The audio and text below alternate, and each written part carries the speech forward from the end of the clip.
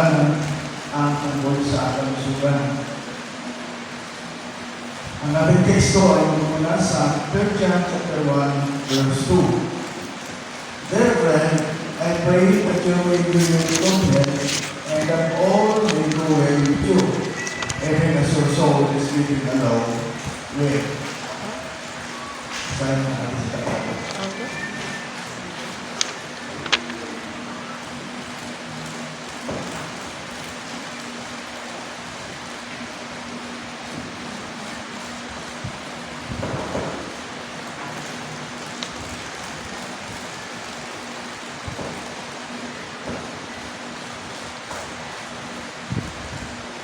Mahal kong kaibigan, inaalala ko ikaw sana'y nasa mabuting kalagayan at malusog na katawan tulad ng iyong buhay spiritual. Pagpalain po ng Diyos ang kanyang mga salita. Ano po ang ibig sabihin ng malusogan? Sabi nito, ito yung kalagayan na tayo ay malaya mula sa kapansanan o sa anumang mga ramdaman. Sinasabi pa at pinag-uusapan ba ang kalusugan sa Biblia? Oo. At narito ang ilang mga halimbawa tungkol sa kalusugan pisikal at ang hindi tamad, hindi ang ating spiritual na kalusugan sa Genesis chapter 3 verse 1 to 24. Bakit nangyayari ang mga sumpang ito? Sapagkat ang tao ay sumuhay sa Diyos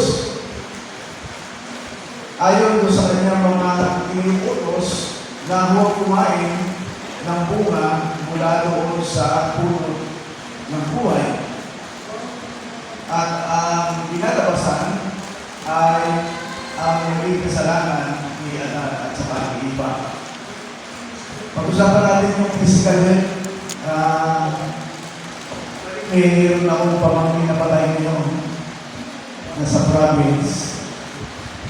He's only 46 years old. 46 years old lang siya na nag-dialysis dahil sa kakakain ng Jollibee.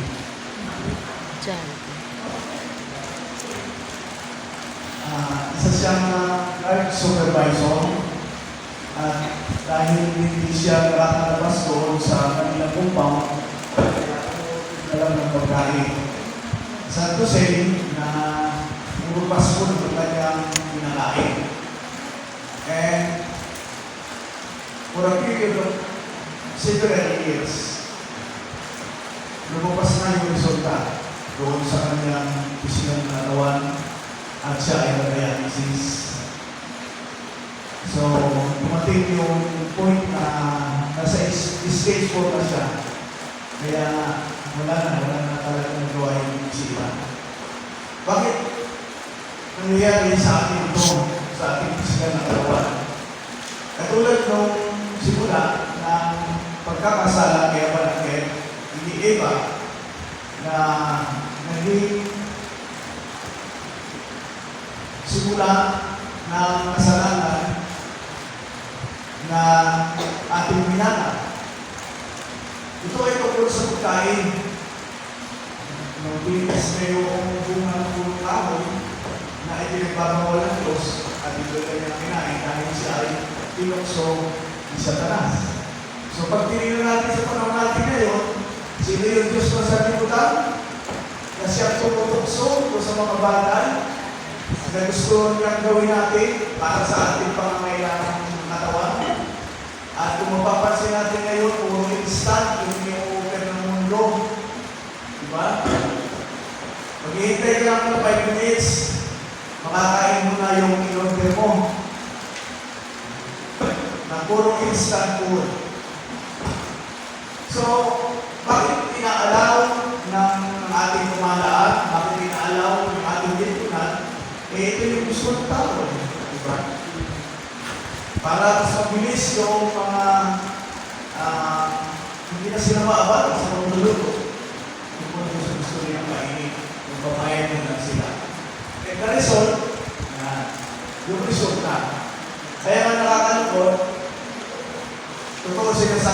Biblia na time by time, the age of the people will be up to 60 years old na lang.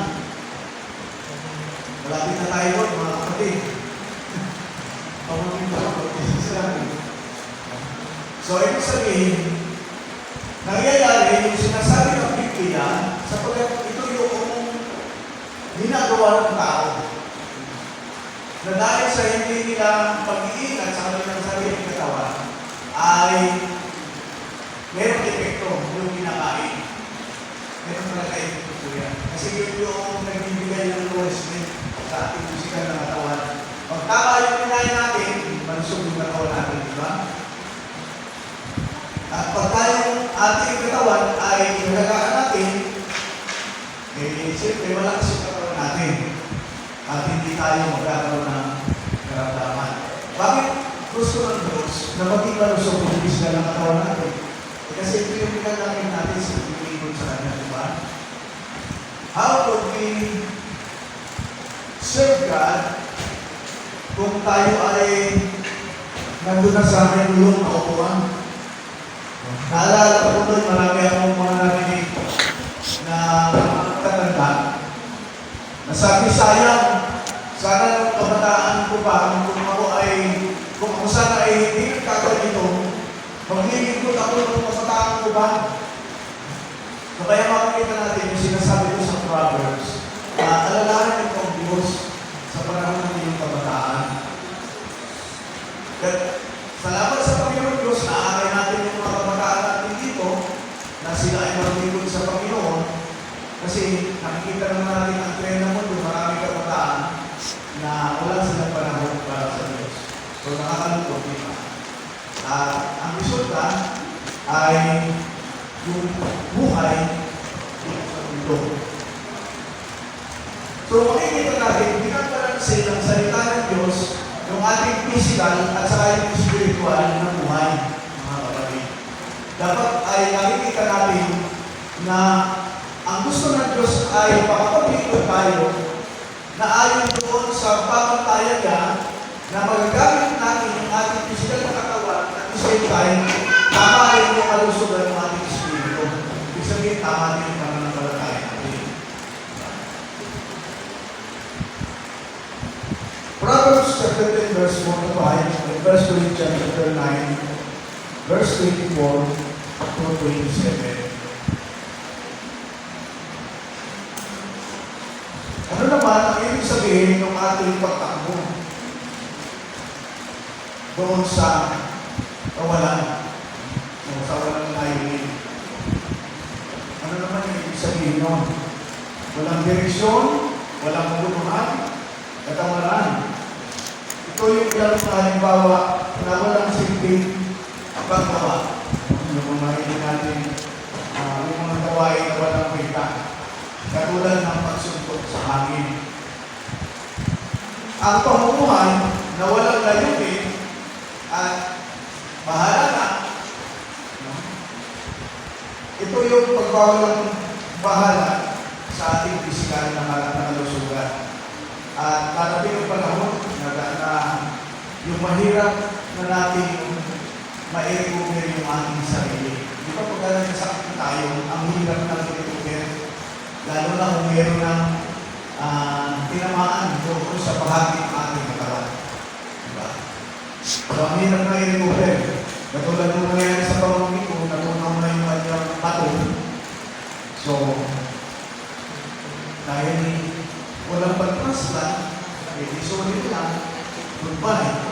So, ito nangyari. At maraming tao kayo nangyayari dahil doon sa hindi na kayang suportahan yung magpapagamot. So, talagang dumarating na yung point. Although, we believe, mga kapatid, that it is the will of God. Alam naman natin na kapag kalooban ng Diyos, kahit na anong gawin mo, naalala ko kung yung bumagsak na aeroplano. Pagdaan ba yun? Yung Indian Airlines na mahigit 221 yung namatay. Pagka-take kung yung plano, mga several minutes bumagsak na siya. Isa lang yung nakaligtas. Hindi ko nakikita sa YouTube. Trending ngayon. Alam nyo, mayroong isang pamilya na nagtatrabaho sa lungkot kasi lungkot yung lungkot nila, yung lungkot nila, yung lungkot. Yung isang Indian na nagtatrabaho sa lungkot uwi sa India at tinutuhan na yung pamilya. It is almost 6 years processing of their papers na na-approve. So, kasama sila doon sa namatay, ng buong pamilya, hindi pa sila. Makita natin yung kalooban ng Diyos pagdating doon sa buhay ng tao. Wala nang makapagsasabi sa atin. Kaya, imagine, nakaligtas sila. At may isa pa, na nahuli siya doon sa biyahe, hindi siya nakasakay doon siya. Buhay siya. Isa kasi, may mga pangyayari tayo na gusto natin gawin, hindi nangyari. Eh, meron palang, may masama palang pangyayari sa atin doon. Diba?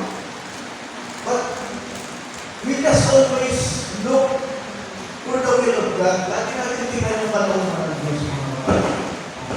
Kaya ang buhay talaga natin dito sa mundo, because our physical body is a limited.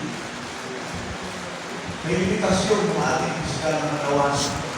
Na once na nilog ng Diyos na tayo ay umalis na sa ating physical na katawan, magyayari ako kahit natutulog tayo. Pero naniniwala tayo na yung kapalaran ng tao, yung history ng tao, yun ang sabi ng Bible siya ang nakakaalam. Ang Diyos na nakakaalam how many days we stay in this world. Ilang araw tayo dito, ilang panahon tayo dito. Ang Diyos na nakakaalam mo. So kaya nga, napakasarap alalahanin at napakasarap makita na binibigyan tayo ng Diyos ng pagkataon everyday to enjoy. Na ma-enjoy natin yung buhay natin. Kaya nga, hindi dapat natin iakabuhay